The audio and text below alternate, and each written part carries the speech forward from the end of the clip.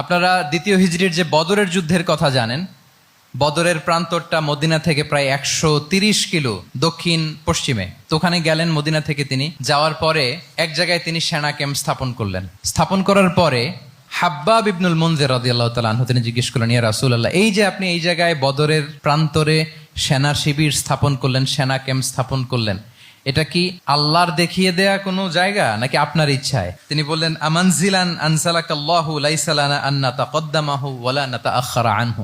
এটা কি একেবারে ফিক্সড আল্লাহর পক্ষ থেকে ওহী যে এখানেই শিবির স্থাপন করতে হবে, নাকি আমহুয়া রায়ু ওয়াল হারবু ওয়াল মাকিদা, নাকি এটা যুদ্ধের কৌশল হিসেবে আপনি নিজ থেকে করেছেন? রাসূল সাল্লাল্লাহু আলাইহি ওয়াসাল্লাম বললেন, না, এটা কোনো ওহী না। আমার কাছে মনে হয়েছে, আমার যে অ্যানালিসিস, আমার মনে হয়েছে বদরের যুদ্ধে এখানেই আমাদের পজিশনিংটা হইলে ভালো হয়। হাব্বাব ইবনে মুনজির রাদিয়াল্লাহু তাআলা আনহু বলেন, না, ইদান লাইসা হাযা বিমানসিল ইয়া রাসূলুল্লাহ, তাহলে এইখানে যদি আপনার নিজ থেকে আপনি এটা ডিসাইড করেন, আমি আপনার অনুমতিক্রমে বলতে চাই ইয়া রাসূলুল্লাহ, এটা সুন্দর জায়গা হয়নি। সুন্দর জায়গা হয়নি? তাহলে কোথায়? হাব্বাব বললেন, ওইখানে, ওই যে বদরের একটা কুয়া আছে, এখানে পানির সোর্স আছে। আমরা যদি ওইখানে একটা ব্লকেট দিয়ে দাঁড়াতে পারি, তাহলে কোরাইশরা এসে আর পানি খেতে পারবে না। ওরা পানি না খেয়েই মরবে, যুদ্ধেও মরবে, পানির অভাবেও মরবে। আল্লাহু আকবার। এক মুহূর্ত দেরি করলেন না রাসূল সাল্লাল্লাহু আলাইহি ওয়াসাল্লাম।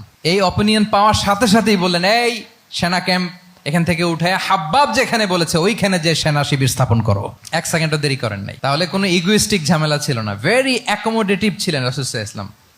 আমরা অনেক সময় নতুন কোনো কথা শুনলে, কোনো রিফর্ম শুনলে, শ্রোতাদের মধ্যে থেকে কিছু একটা শুনলে আটকে উঠি, চেঞ্জ করতে চাই না, রিজিড হয়ে থাকে। এই রিজিডিটি রাসূল সাল্লাল্লাহু আলাইহি ওয়াসাল্লামের মধ্যে ছিল না। ভেরি অ্যাকোমোডেটিভ ছিলেন, ইজিলি ওপেন আপ করতে পারতেন। মুহূর্তেই বলেন, ঠিক আছে, আমি যেখানে করেছি আসলে ঠিক হয় না। হাব্বাব যেখানে বলেছে সবাই ওখানে যে সেনা ক্যাম্প স্থাপন করো। আল্লাহু আকবার।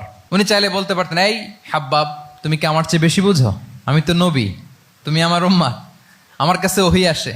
কোনো ধরনের আর্গুমেন্টে না যে সরাসরি রাসূল সাল্লাল্লাহু আলাইহি ওয়াসাল্লাম এটাকে মেনে নিলেন। আল্লাহু আকবার। তাহলে এই যে ইন্টারাকশন দেখেন, কত চমৎকার ইন্টারাকশন ছিল সাহাবীদের সাথে রাসূলুল্লাহ সাল্লাল্লাহু আলাইহি ওয়া আলিহি ওয়াসাল্লামের।